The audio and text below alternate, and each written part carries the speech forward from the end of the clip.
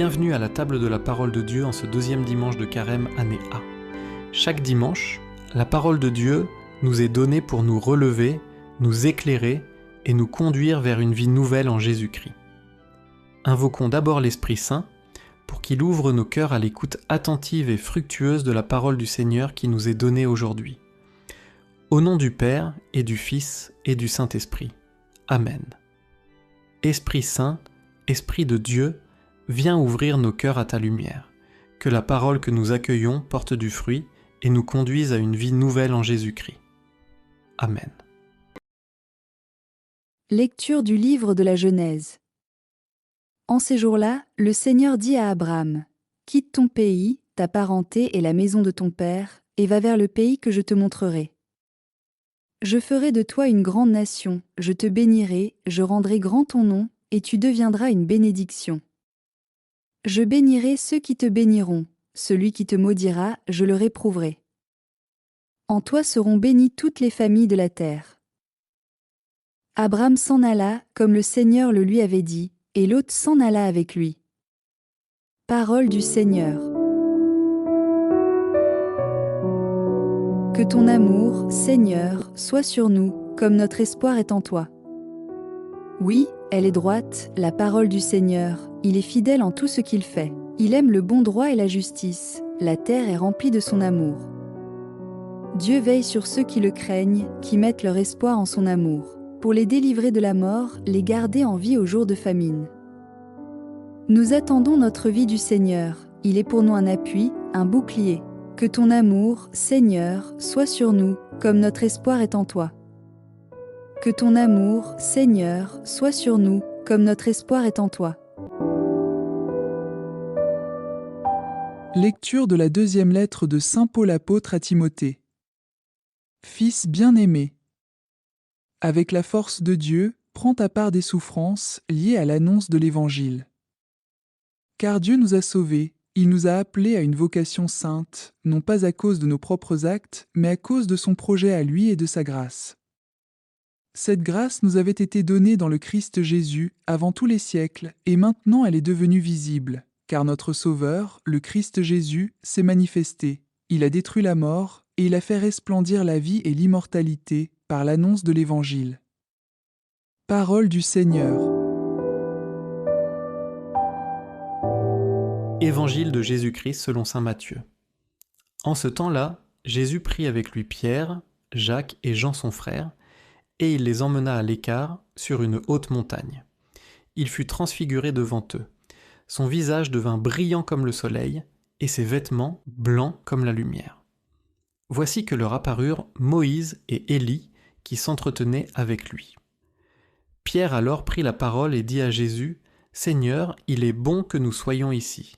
Si tu le veux, je vais dresser ici 3 tentes, une pour toi, une pour Moïse et une pour Élie. » Il parlait encore lorsqu'une nuée lumineuse les couvrit de son ombre, et voici que, de la nuée, une voix disait : « Celui-ci est mon Fils bien-aimé, en qui je trouve ma joie. Écoutez-le. » Quand ils entendirent cela, les disciples tombèrent face contre terre et furent saisis d'une grande crainte.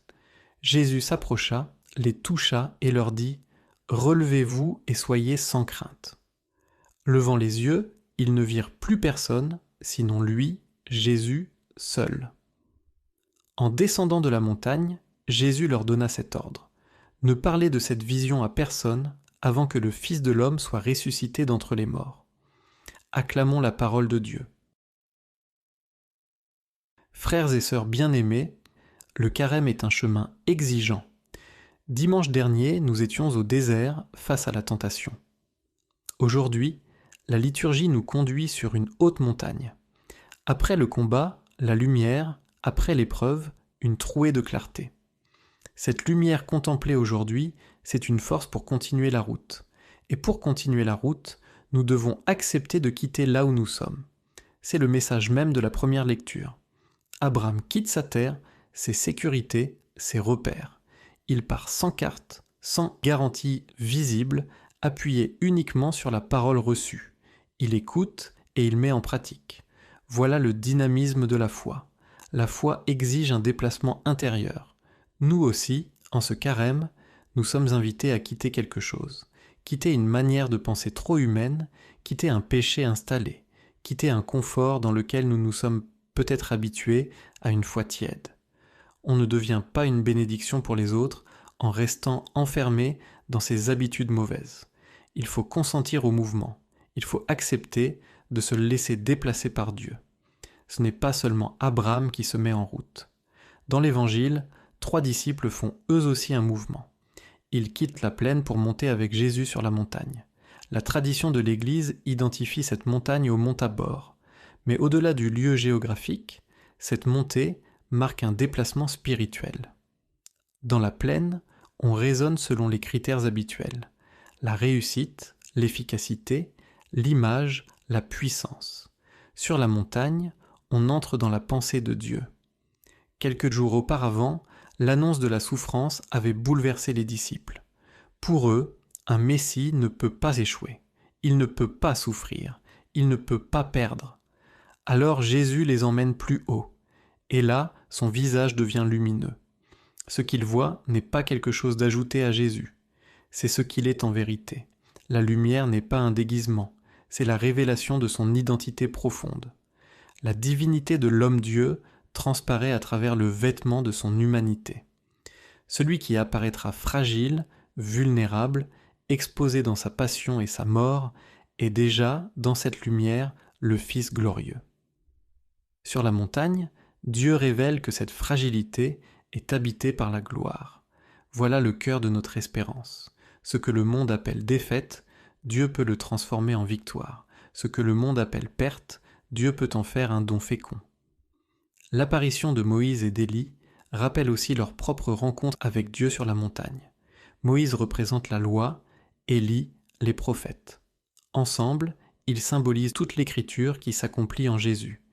Désormais, c'est lui que tous doivent écouter parce qu'il est le Fils bien-aimé.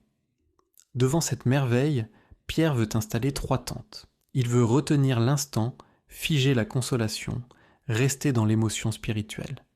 Qui ne le comprendrait pas? Nous aussi, nous aimerions prolonger les moments forts, une belle célébration, une retraite, une confession qui nous a bouleversés, une prière profonde. Mais la lumière du Christ est donnée pour éclairer les autres. Ainsi, les disciples doivent redescendre pour mettre en pratique le message du Père qui dit « Celui-ci est mon Fils bien-aimé, écoutez-le ». La foi chrétienne n'est pas une fuite hors du monde. Elle est une transformation du monde à partir d'un cœur transfiguré. Écouter, dans la Bible, ce n'est pas simplement entendre. C'est accueillir, obéir, ajuster sa vie.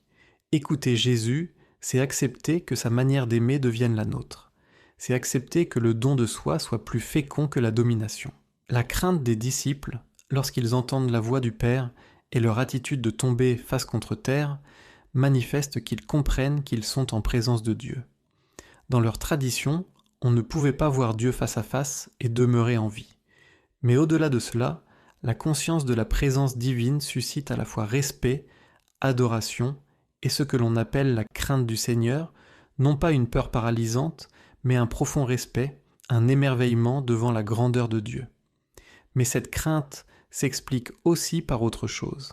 Il faut changer de logique. La logique d'un Messie qui sauverait sans souffrir ne tient plus. Il faut désormais écouter le Fils qui révèle qu'il sauvera l'humanité en passant par sa passion. Les disciples eux-mêmes sont appelés à suivre ce chemin de la croix et cela peut provoquer la peur. Peur de s'engager, peur de perdre en se donnant. Pourtant, comme le rappelle saint Paul dans la 2e lecture, c'est avec la force de Dieu que nous prenons notre part des souffrances liées à l'annonce de l'Évangile. Alors, Jésus leur donne cette force. Il s'approche, les toucha et leur dit « Relevez-vous et soyez sans crainte ». Jésus ne nous laisse pas seuls devant l'exigence de l'Évangile. Il nous relève pour que nous puissions marcher. À la fin, les disciples ne voient plus que Jésus seul. C'est un détail immense. Le message du Père d'écouter son Fils suppose qu'il existe d'autres voies qui cherchent à nous détourner de la sienne. Dans le vacarme de nos vies, opinions multiples, pression sociale, information continue, réseaux, comparaison, nous risquons d'avoir 1000 voix en nous. Le carême est ce temps où nous montons sur la montagne du silence pour qu'il ne reste plus qu'une voix décisive, la sienne. Quand nous devons prendre une décision, poser un choix, réagir à une situation, une question simple peut nous guider. Qu'est-ce que le Christ ferait à ma place ? Qu'est-ce que son évangile m'invite à faire ? Si lui seul devient le critère, alors notre vie commence à se transfigurer. Oui, il faut redescendre dans la plaine, là où se trouve la fatigue, l'incompréhension, la maladie, les conflits, les croix quotidiennes. Mais au cœur de tout cela, l'essentiel demeure. Écoutez Jésus. Frères et sœurs bien-aimés, chaque messe à laquelle nous participons est comme une montagne. Nous y contemplons le Christ, nous recevons sa lumière, nous entendons sa voix, puis nous sommes envoyés. Alors concrètement, comment redescendre de cette montagne qu'est l'Eucharistie ? Choisissons un attachement qui nous empêche d'aimer davantage, une habitude de jugement, une parole blessante, un temps excessif passé sur ce qui nous vide intérieurement. Faisons un pas réel.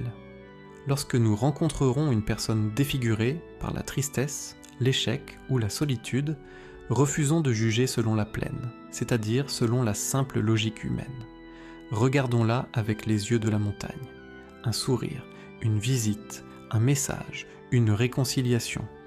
Que, dans nos vies ordinaires, le monde puisse entrevoir quelque chose de la beauté du Fils bien-aimé. Je vous souhaite à tous un bon dimanche. Que le Seigneur vous protège, vous garde et vous comble de sa bénédiction.